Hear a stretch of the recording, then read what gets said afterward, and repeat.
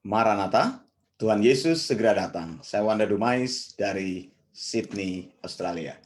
Saudara yang dikasihi Tuhan, Yohanes 11 ayat 25 sampai dengan ayat yang ke-26. Yesus berkata kepada Marta, jawab Yesus, "Akulah kebangkitan dan hidup. Barang siapa percaya kepadaku, ia akan hidup walaupun ia sudah mati. Dan setiap orang yang hidup dan yang percaya kepadaku tidak akan mati selama-lamanya. Percayakah engkau akan hal ini?"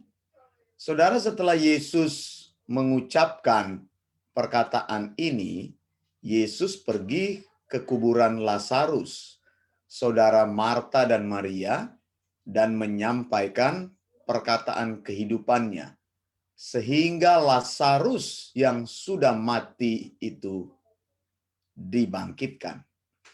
Saudara yang dikasihi Tuhan, ketika Allah menyampaikan firman-Nya, maka firman yang menghidupkan itu bisa membangkitkan orang yang mati. Panggilan Allah melalui firman-Nya bisa membangkitkan orang yang sementara mati terhadap Allah. Misalnya, contoh yang terjadi kepada Adam. Saudara, Tuhan menciptakan manusia Adam itu dan menempatkannya di Taman Eden. Lalu ada perintah ini, Kejadian 2 ayat 16 sampai 17. Lalu Tuhan Allah memberi perintah ini kepada manusia, "Semua pohon dalam taman ini boleh kau makan buahnya dengan bebas. Tetapi pohon pengetahuan tentang yang baik dan yang jahat itu, janganlah kau makan buahnya, sebab pada hari engkau memakannya, pastilah engkau mati." Saudara, kita mengetahui Tuhan memberikan kepada Adam atau manusia kebebasan menikmati semua pohon di dalam Taman Eden. Tetapi ada yang Tuhan batasi. Tuhan Allah membatasi pilihan Adam untuk tidak boleh makan buah pengetahuan yang baik dan yang jahat dengan sebuah perintah. Bila Adam melanggar firman Tuhan itu, maka Adam akan mati. Saudara, kematian di sini bukan berarti hancur atau binasa, tetapi artinya dipisahkan. Kenyataannya memang Adam melanggar firman Allah yang disampaikan dalam Kejadian 2 ayat 16 sampai 17. Nah, bukan saja Adam, tetapi manusia lain yang berada dalam otoritas Adam. Saat itu ada dua manusia, yaitu Adam dan istrinya Hawa. Hawa juga melanggar firman Tuhan tersebut.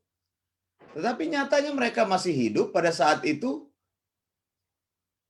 Allah bilang katanya mereka akan mati. Apakah Allah berdusta terhadap firman-Nya? Tidak. Ketika Adam dan Hawa melanggar firman Allah, maka Adam dan Hawa langsung diusir Allah dari Taman Eden. Adam dan Hawa dipisahkan atau mengalami keterpisahan dari Allah. Mereka tidak boleh lagi tinggal di Taman Eden. Mereka tidak diberikan akses untuk menikmati Taman Eden. Adam dan Hawa dipisahkan dari Allah karena mereka telah menjadi orang berdosa. Nah, kita melihat pengalaman yang sama yang dialami oleh Yesus ketika Yesus dinyatakan sebagai orang berdosa.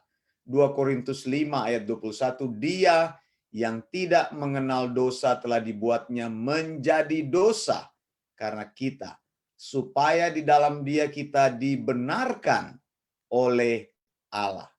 Saudara, Yesus menjadi korban penebus dosa. Maka Yesus disamakan dengan orang berdosa dan Yesus dianggap atau terhitung sebagai penjahat atau pendosa.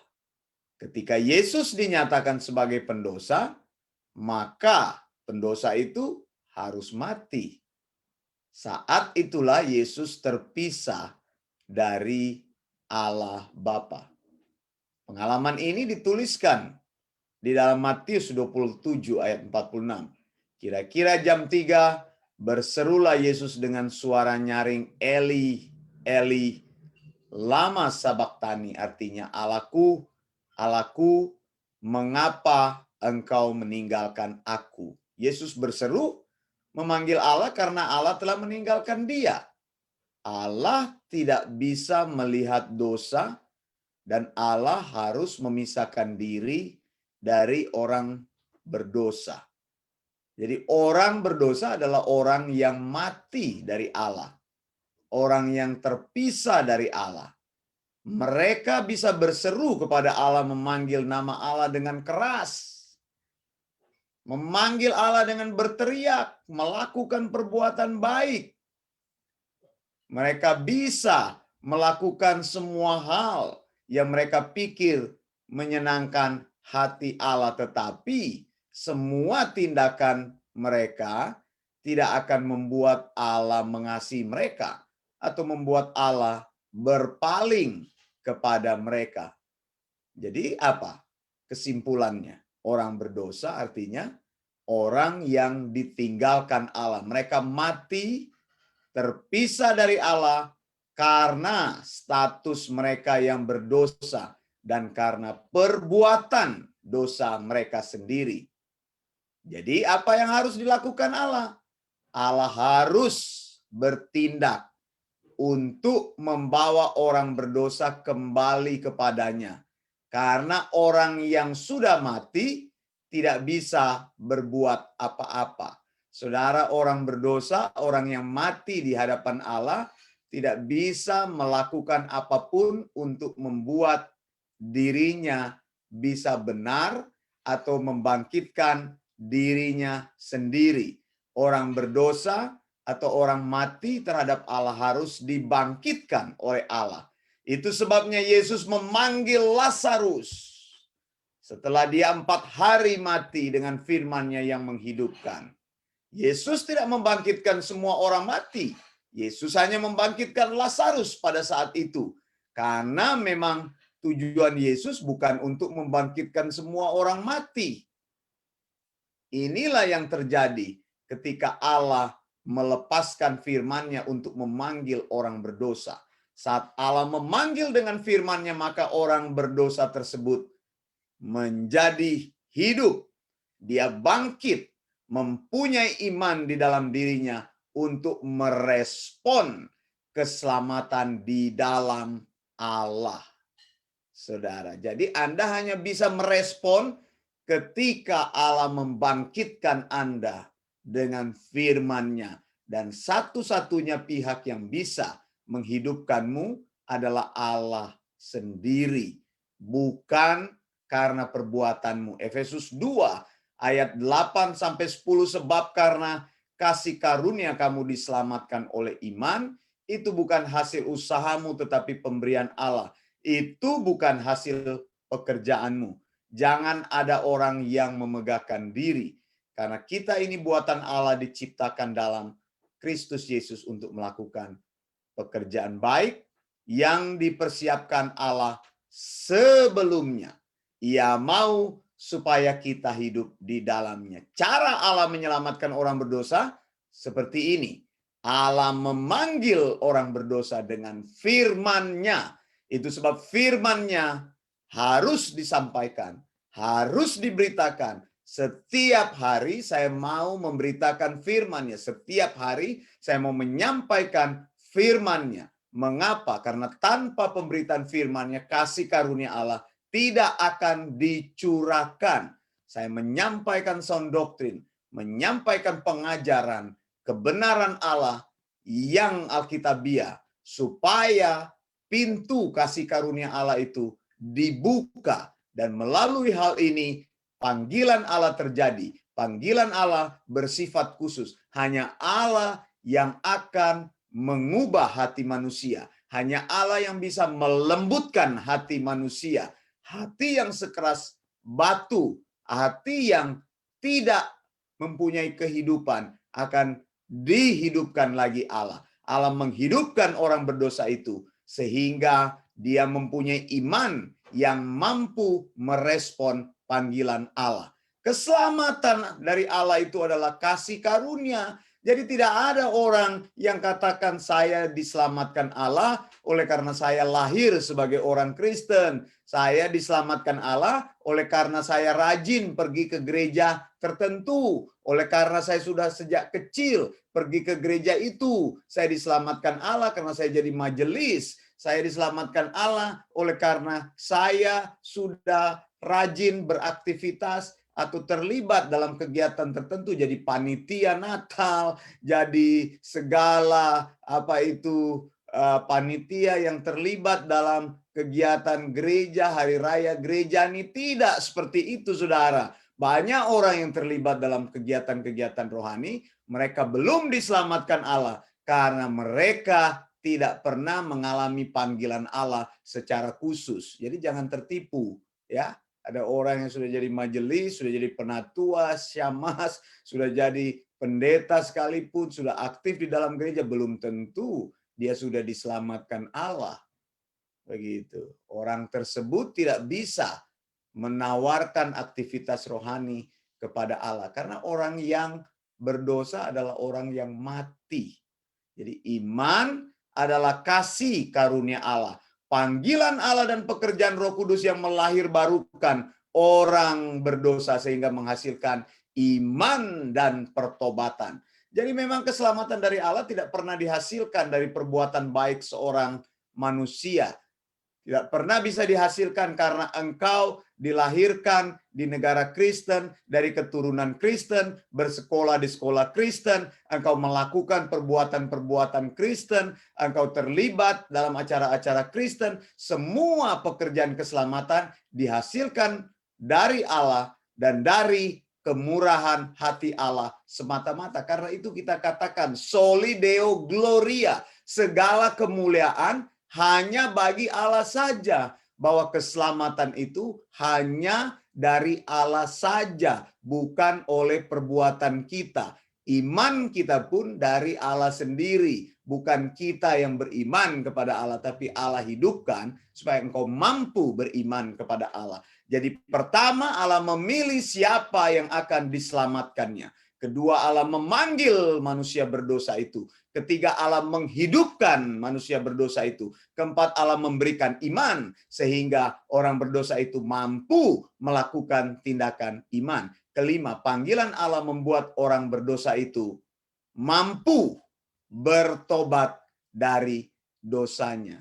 Ada orang yang belum pernah bertobat dari dosanya. Mengapa? Karena dia belum pernah mengalami panggilan Allah di dalam hidupnya. Itu sebabnya firman Allah yang disampaikan kepada dia selalu mental. Itu sebabnya dia tidak cinta firman Allah. Itu sebabnya dia tidak mau mencari Allah. Itu sebabnya dia tidak mau belajar sound doktrin. Karena dia tidak mau mempercayakan dirinya kepada Allah. Dia masih memegang erat-erat hidupnya sebagai hidup yang dikuasainya.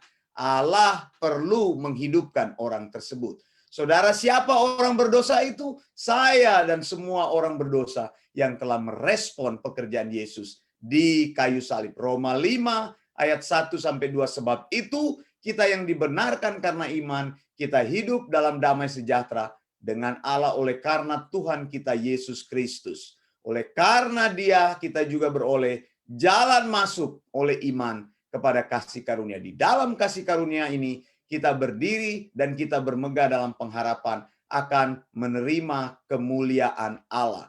Konsep yang dijelaskan Paulus, semua orang berdosa akan dibenarkan, mengalami pembenaran, diimputasikan kebenaran Yesus bila orang berdosa itu beriman kepada karya Yesus di kayu salib.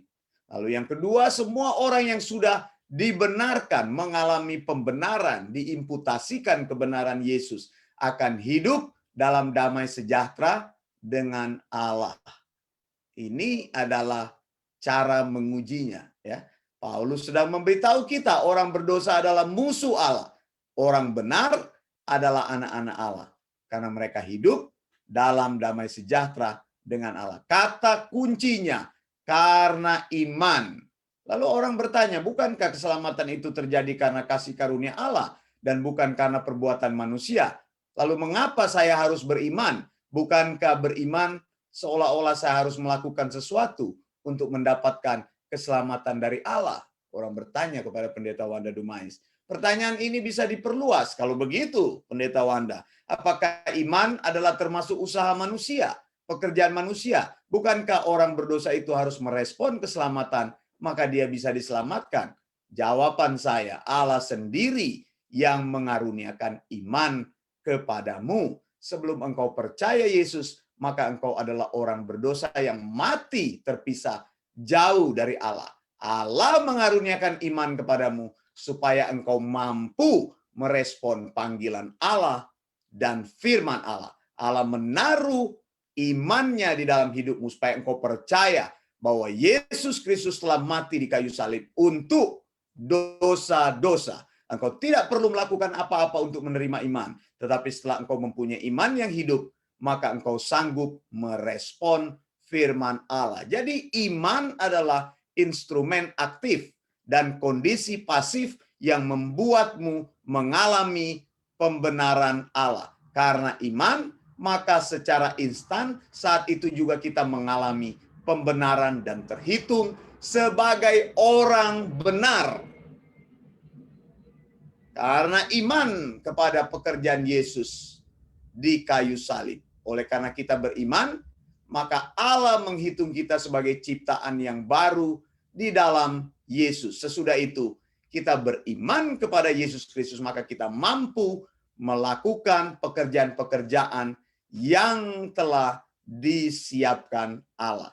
Kita juga diberi kemampuan untuk mencintai dan merespon kepada setiap sound doktrin yang telah diajarkan oleh Yesus melalui Alkitab. Apakah engkau mencintai sound doktrinnya? Apakah engkau rindu untuk hidup berdasarkan sound doktrin Yesus? Apakah engkau rindu untuk meneruskan sound doktrin, ajaran Alkitabiah, ajaran yang benar itu, ajaran yang tidak terkontaminasi itu, meneruskannya tanpa engkau menambah atau menguranginya? Apakah engkau rindu agar orang lain juga menjadi orang beriman yang sound doktrin? Saya Wanda Dumais dari Sydney, Australia. Maranatha, Tuhan Yesus segera datang. Tuhan Yesus akan datang. Tuhan Yesus pasti datang. Blessings.